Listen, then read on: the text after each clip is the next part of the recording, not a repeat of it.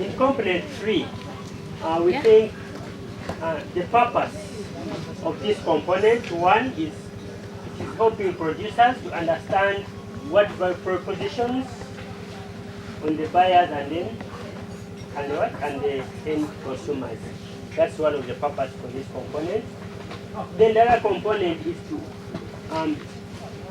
identify value propositions of products, buyers and the end consumers. And then the third purpose is to share value propositions towards sustainability based on education, ethics, and other criteria. And then the fourth purpose is to form actual relationships with the buyers. Those are the purpose we propose for this component. And then the three things to like to highlight in this component. One is value proposition, what motivates the buyers. Then the other is market access, like meeting value propositions of the buyers. And then the other thing is like ready to test in real market. In the real market situation. To assess the market actually. Those are the demands.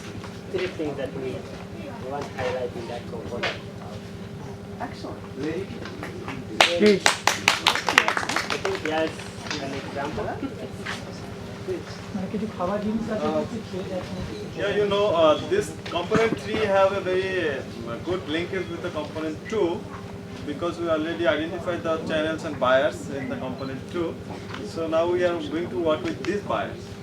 In this component, actually it is on building relationship with markets. We have 3 components. My colleague shared. We tested these components in the community in our LR project area, that is Extraordinary Women's Collective Project. That is also our LRP working area.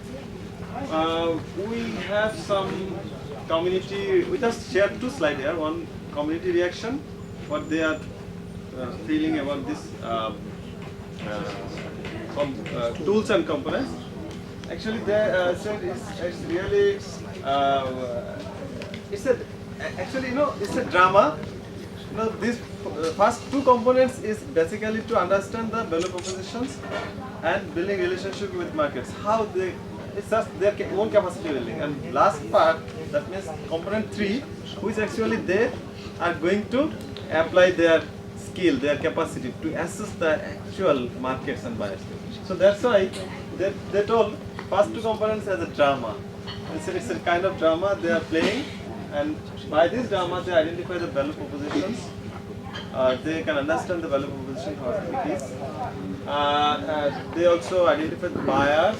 Since we didn't practice the value component 2, so we identify the buyers also in there, and identify the consumers' demands. That means buyer demands as well as consumer both. And when the demands in the market is going up and down, they also understand these things easily, and how to motivate the buyers and consumers. That is also the important thing to understand. And they said that it is so easy to understand and practice to know these kind of buyers, from wholesaler, retailer to consumers. So it's very easy for them. And next slide.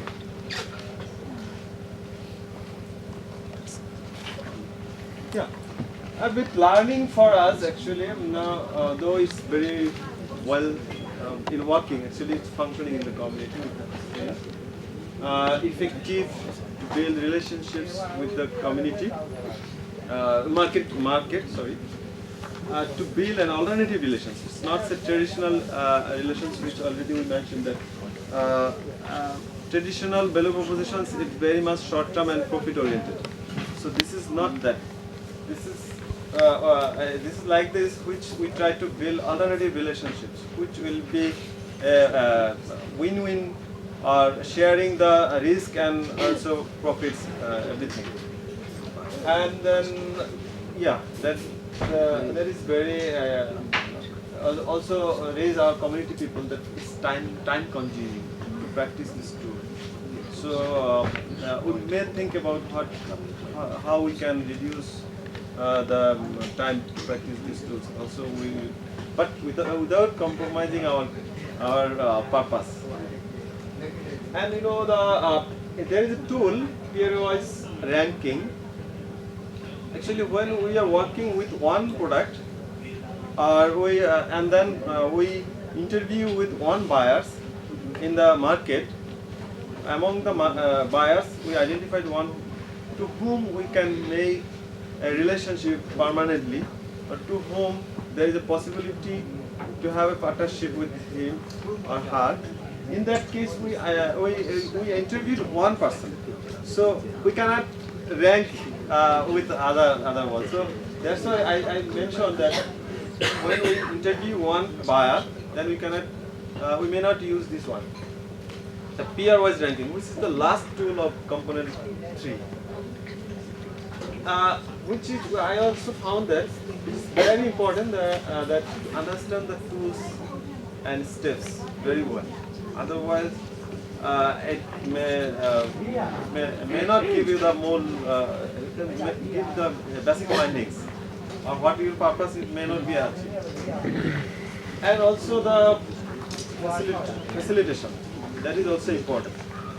You have to understand the people, you have to listen, you have to how engage them, ensure the participations of the group members.